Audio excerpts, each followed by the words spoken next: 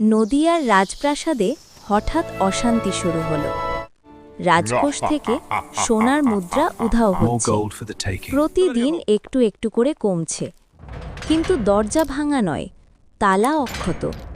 প্রহরীরা কিছুই দেখেনি। রাজা কৃষ্ণচন্দ্র রেগে উঠলেন। মহারাজ, নিশ্চিন্ত থাকুন, সব নিরাপদ। এই সোনা আমাদের রাজ্যের ভবিষ্যৎ, কেউ এর ক্ষতি করতে পারবে না। সোনা যত উজ্জ্বল, হো, ছায়া তত গভীর।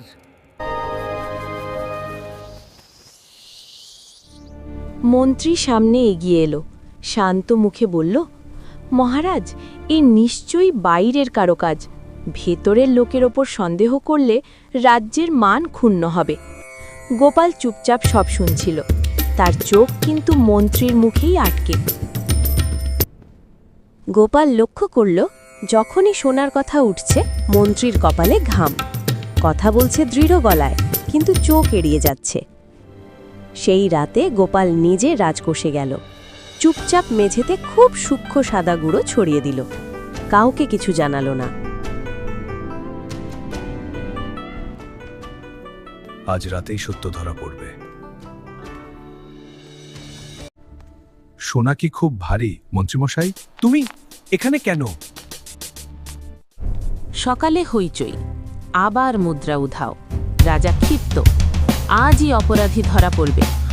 গোপাল শান্তভাবে বলল, মহারাজ, আজ রাজসভায় সবাই খালি পায়ে আসবেন। সবাই অবাক। মন্ত্রী হেসে বলল, এতে চোর ধরা পড়বে? গোপাল শুধু হাসল।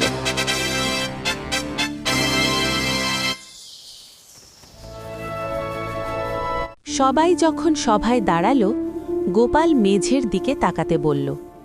মন্ত্রীর পায়ের তলায় সাদা গুঁড়োর চিহ্ন। রাজা চমকে উঠলেন। মন্ত্রী কাঁপা গলায় বলল, এ তো কাকতালীয়। গোপাল এবার সামনে এগিয়ে এলো। মহারাজ, গতরাতে আমি রাজকোষে বিশেষ গুঁড়ো ছড়িয়েছিলাম। যে ভেতরে যাবে তার পায়ে লেগে থাকবে। দরজা ভাঙা নয়, মানে চোর ভেতরেরই কেউ। আর চাবির দায়িত্ব কার? সবার চোখ মন্ত্রীর দিকে।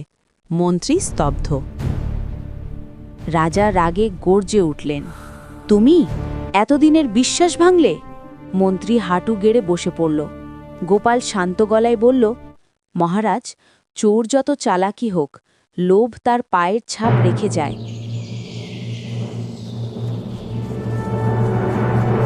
রাজা ঘোষণা দিলেন, মন্ত্রীকে পদচ্যুত করা হলো।